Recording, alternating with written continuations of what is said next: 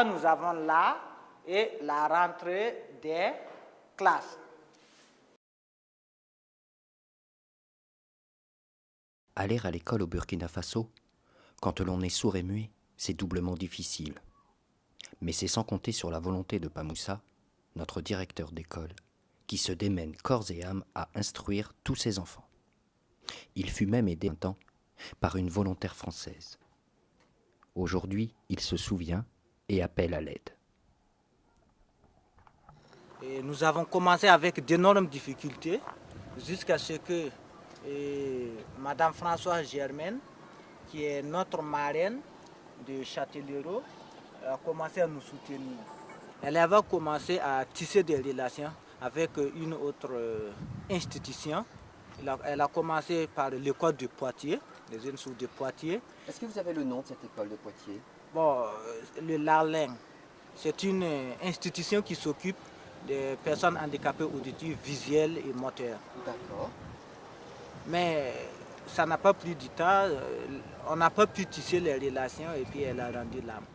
L'appel est lancé donc jusqu'à Poitiers. Espérons que certains professeurs du Centre d'éducation pour les enfants sourds-aveugles de l'Arnais puissent le réceptionner. En attendant, le ministère de l'enseignement de base de Kaya, où nous sommes, a reconnu l'école. Mais les moyens manquent cruellement. La mairie a bien voulu prêter ce bâtiment, hérité de l'ère coloniale, pour y développer ses classes et ses ateliers. Mais jusqu'à quand?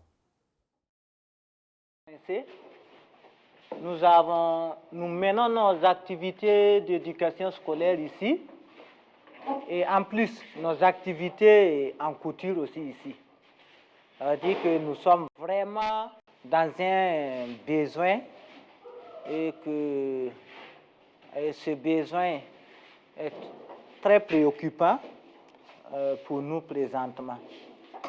Il fait déjà sombre. Vous n'avez pas de lumière, pas d'électricité? Pas d'électricité, pas d'eau, ni rien.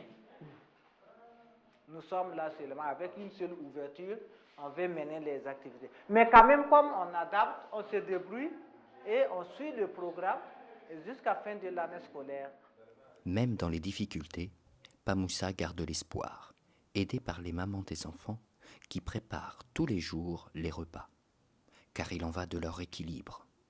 Comme partout dans le monde, et encore plus en zone semi-sahélienne, il est impossible d'étudier le ventre vide. Je m'appelle Sawadro Saïdou, je suis un parent d'élève, mon enfant aussi s'appelle Sawadro Salouba et je suis conseiller au niveau du bureau des parents d'élèves. Et aujourd'hui nous sommes ravis, mais nous sommes dans des difficultés. Parce qu'il y a un proverbe qui dit que si tu dors sur la natte de quelqu'un, mets-toi à l'idée que tu es à terre. Mais si tu es dans ta propre construction, même si c'est une hutte, tu es ravi. Eux, ils ont intérêt, mais il reste réalisé sur le terrain. Aujourd'hui, nous avons 28 élèves en éducation scolaire et 10 en orientation socio-professionnelle telle que la couture.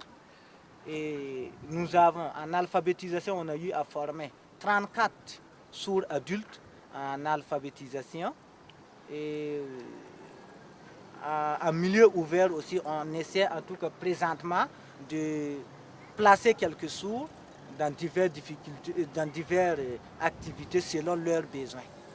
Développer un atelier de couture dans un des pays les plus pauvres de la planète, c'est transmettre un savoir-faire à des jeunes sourds et muets et apporter un peu de possibilité de travailler et de gagner un peu d'argent. Avec ces vêtements, Pa Moussa peut organiser des expositions de fin d'année et récolter quelques francs CFA pour la caisse de l'école. Les parents sont heureux d'y envoyer leurs enfants et le soutiennent pour la construction d'une nouvelle école et assurer le développement de leur avenir. Où il n'y avait pas l'école, les enfants, comme il n'y avait pas de structure d'accueil, les enfants sommaient. Ils attendaient seulement pendant la saison pluvieuse aider leurs parents aux travaux champêtres. Après, c'est des enfants qui sont considérés comme des enfants de la rue. Mais Dieu faisant bien avec l'existence de cette école, et eux, ils ont su que, en tout cas, maintenant, ces enfants ont de l'avenir. Et ce qui est très piquant, c'est qu'il y a d'autres aussi qui ont appris à faire la couture et aujourd'hui, ils s'en sortent mieux. Donc, c'est un mystère pour eux. Ils n'y s'y croyaient pas, mais aujourd'hui, en tout cas, ils sont ravis. Ici, dans le San-Matenga, la terre de l'or, il est des richesses qu'on ne trouve pas dans la terre à coups de pioche, mais bien dans le cœur des hommes à coups d'amour, où les rêves d'argent se partagent avec et pour les enfants. C'est peut-être ça la vraie richesse. À quand donc de l'or pour l'école, messieurs, dames ?